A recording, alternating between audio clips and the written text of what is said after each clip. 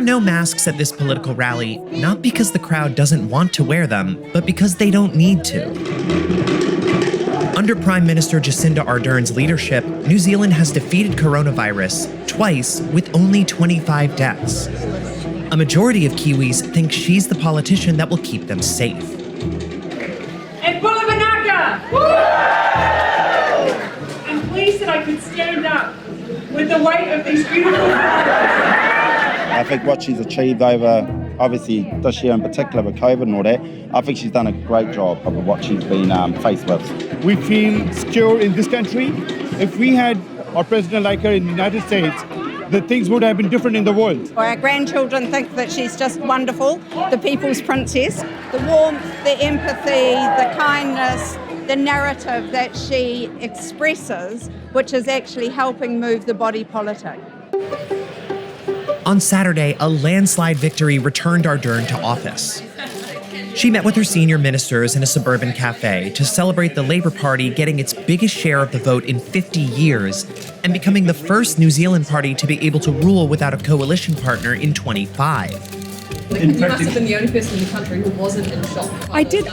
Oh, look, on terms of the numbers, I mean, the outcome, the fact that we had that strong mandate, that's what we'd worked so hard for. But my hope as someone who has, of course, a strong interest in politics is that we have elections globally where we try and move beyond the divisive nature that elections can sometimes bring, because that can be damaging for democracy, regardless of the side of the House that you sit on.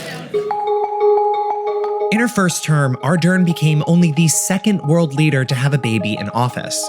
She also handled crisis after crisis, including COVID-19, a volcanic eruption that killed 21 people, and most infamously, the attack on 2 mosques in the city of Christchurch by a white supremacist who murdered 51 Muslim worshippers. Ardern responded by defending New Zealand's immigrant communities and pushed a ban on assault weapons through Parliament in 4 weeks. Feeling safe means feeling free from violence. We don't let racism exist, because racism breeds extremism. Let New Zealand be a place where there is no tolerance for racism, ever. And that's something we can all do. Ardern's talked about as one of the world's great leaders and a beacon of hope for liberal democracies everywhere. But Jerry Brownlee, the election strategist of the National Party who just lost a seat he held for 24 years, says her government deserves more criticism for having a shaky record on delivering key promises like bringing down the level of child poverty. Well, up until this particular COVID-19 lockdown, it was pretty much a failure. If you go back to January and February, our party was polling consistently at between 44 and 46% in the polls. That, in the normal circumstance, would have seen you, change of government effectively. I think the Labour Party are very dependent on the popularity of their leader, Jacinda Ardern. You know, that we live in an age of political celebrity in a way. And that, I think, is something that she has managed to capture. Ardern now faces a challenge that's likely to define her legacy, opening up borders to open up the economy while keeping COVID-19 out. And she's not leaning on her fame abroad to help her. In fact, she turns down most foreign press because it sometimes plays badly at home. She herself doesn't like that.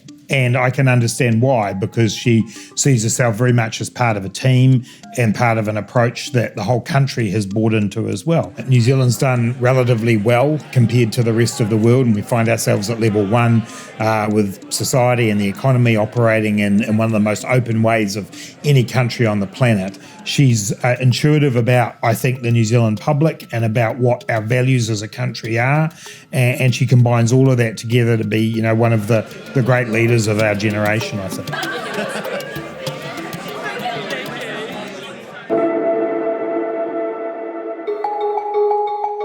Well, this is like nothing we've seen with our current political system. Since the late 90s, we've had a proportional representation system, and the assumption was to be in government, you really needed a couple of partners. And every government since 1996 have had a coalition of 2 or 3 parties. Jacinda Ardern was so dominant and the Labour Party got so much support that they can actually run the country themselves. And now, for the first time, we have a Prime Minister who could do whatever she wants. She would call herself a liberal and a progressive. But actually, when you scratch the surface, she is very much in the mould of a centrist politician, more of a Tony Blair or a Bill Clinton than a Bernie Sanders or a Jeremy Corbyn. She is authentic in how she connects with people. The problem for the progressive left in New Zealand is that her policies, particularly around welfare and inequality, are much more centrist and conservative than it would appear from outside. I think she's a fiscal conservative before she is a progressive liberal.